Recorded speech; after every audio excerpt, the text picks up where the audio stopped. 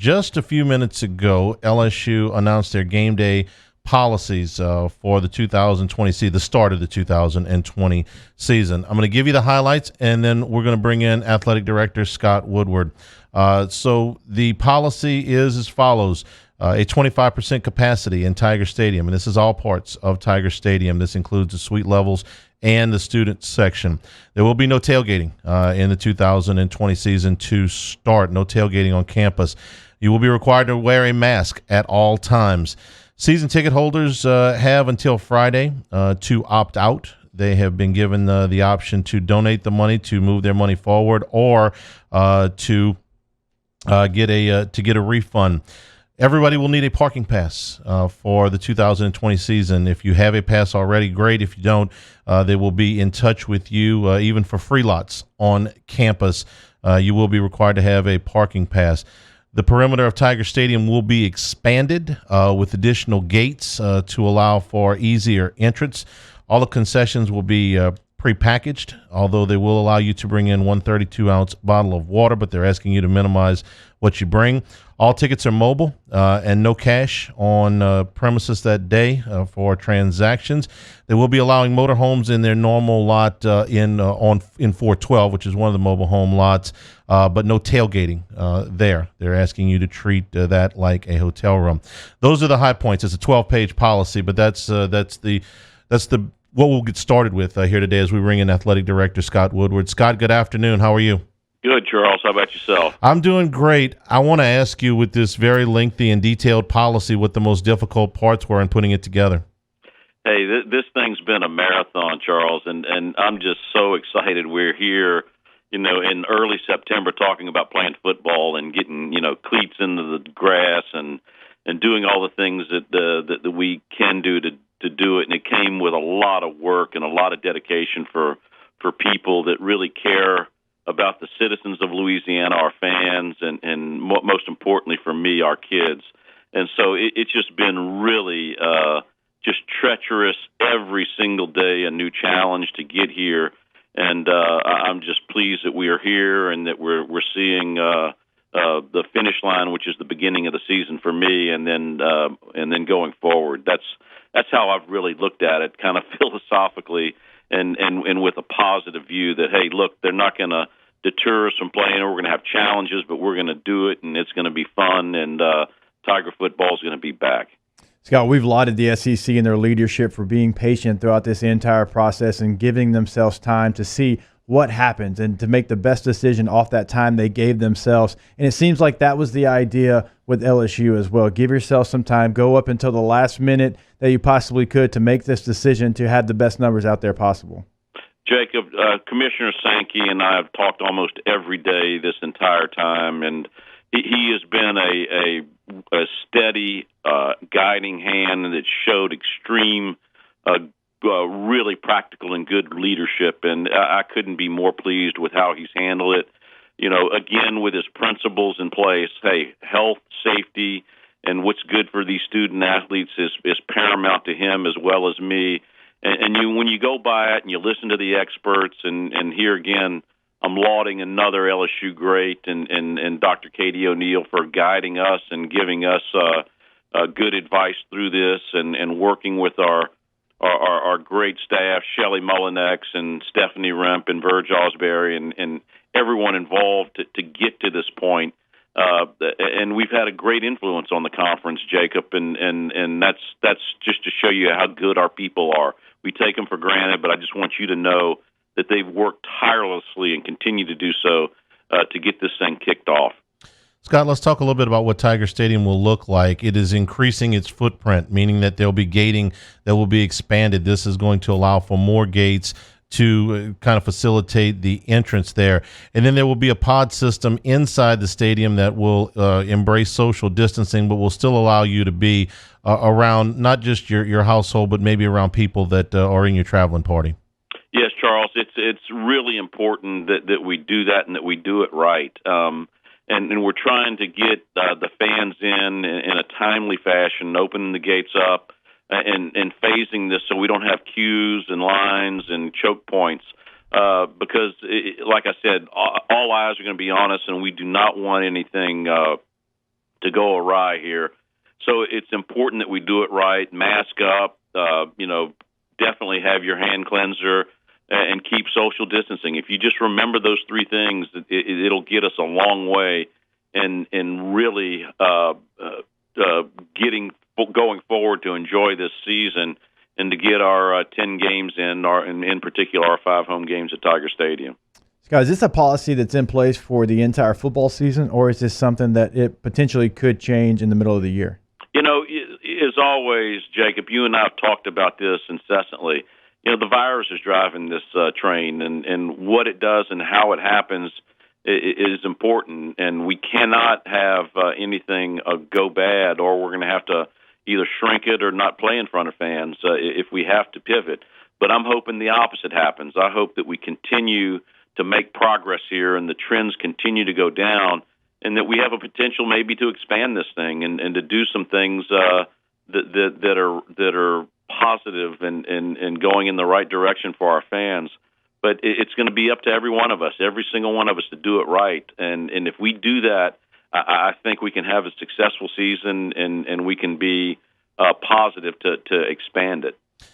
Scott Woodward is our guest. LSU's policies for game day have been announced. Scott, when it comes to the students, the distribution of those tickets, I understand that you're working with the student government to work on a distribution policy for students. That is correct, and we have not nailed that down yet, and it's important that we do and we get it right. We're working with campus, working with the students, and we're also trying to figure out with the public health officials the best way to do it to keep our students safe and sound during this game. And the band will be in the stadium but will not be on the field, correct? That is correct, and we're still working on how we're going to spread them out. Obviously, there's concerns with, the horn instruments and how we blow and what we do as far as that, because as you well know, there's a lot of, how should I say, spittle going forth when they play. So we're still working on that, and it is great concern to the public health officials, how that happens. But there are a number of ways we can do it, but they're definitely not going to be on the playing surface for pregame and halftime.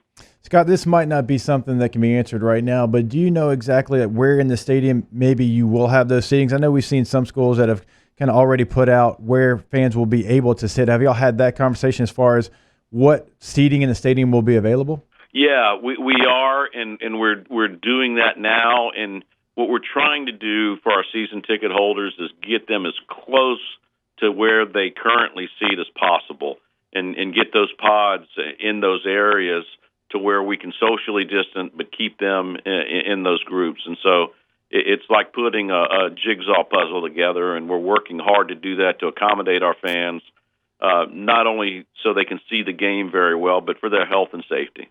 I'm not going to lie to you, Scott. I'm going to miss my seat because you and I had the best seat in the house for last year's championship run. There was nothing better than sitting there and talking, defensive coverages with you on the sideline. So I'm not going to lie to you. I'm going to miss that a little bit. Yeah, it's a good luck charm too, Jake. I mean, damn, we went a long way with it, and I can tell you, I thought about you at the scrimmage Friday, man. We were running that rock good on offense. You would have been proud. Scott Woodward is our guest. LSU's game day policies announced. Scott, how much of the policy decisions were dependent upon what phase Louisiana was in?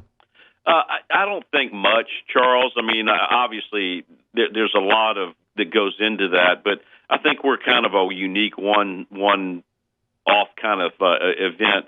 So, mainly it was the public health officials that had a lot of influence, and I just want to thank the governor and his staff for working with us so closely, because there's never been a guy who really genuinely cares for the health and safety of his citizens like Governor Edwards, and they've been just really hand in hand with us, working so we could get this thing really tightened up, and I think it's frankly the best plan in the Southeastern Conference, and it gives us it gives us the ability to do some things that are that I didn't think we would get to do, but also hey, it's going to be a different thing, and they understand that. They love LSU football, and just like all our citizens, love LSU, and it's been a delight to work with them and to get to this point to where, hey, we're playing football. So when earlier you said that these are the policies to start the season, but that you have the ability to adjust one way or the other as the season goes along. If the phases that the governor announces is not the indicator, what numbers would you be looking at, or what indicators would you be looking at that might cause you to change the policy as the season went along? Yeah, Charles, great question.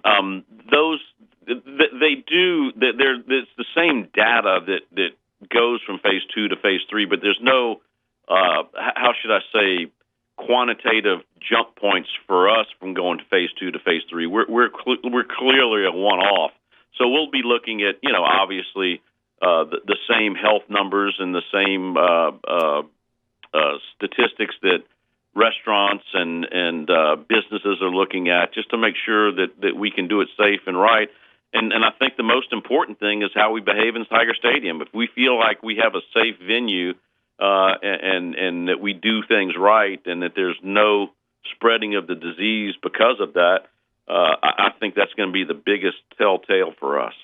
Scott, how much will this affect the visiting team as far as their bands and their spirit squads?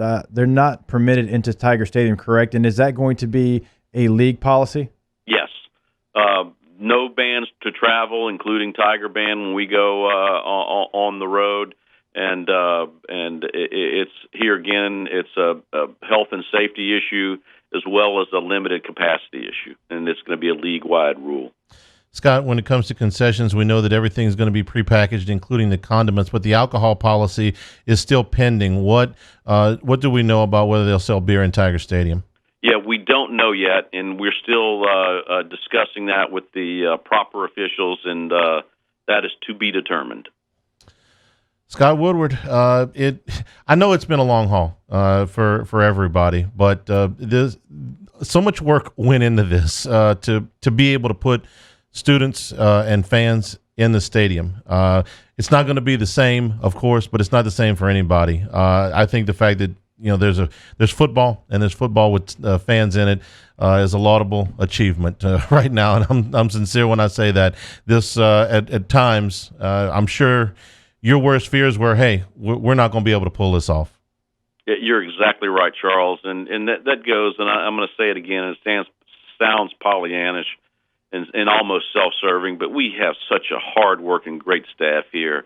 Shelley Mullinex, Robert Munson, Burge Osbury, Stephanie Remp, and the unsung hero through all this. I've just been yanking his poor chain nonstop is Brian Broussard. I mean, this guy is like Houdini trying to put a jigsaw puzzle together, and just what I do and what I demand of he and Dan Gaston, and I'm leaving a bunch of people out just to pivot and to work, take my calls in the middle of the night, take my calls early in the morning, weekends, just, hey, look, can we do this? Can we do that? It's just been yeoman's work and still have a lot of work to do. And my only plea to fans and listeners out there, guys, is be patient with us, man. We're not going to get it all right, but we're going to work our asses off and work like hell to have a great product and have Tiger football the way you want it. But just understand that these are trying circumstances, and our staffs are doing the best they can.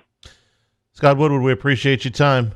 We'll be in touch, I'm sure, as this will be the most interesting football season we've ever been a part of, for sure. Thanks, guys, for having me. And Jacob, you're going to be in spirit wherever you are, helping me with my craziness on the sideline. Absolutely. Thanks, can't wait till we get back to normal. I appreciate it.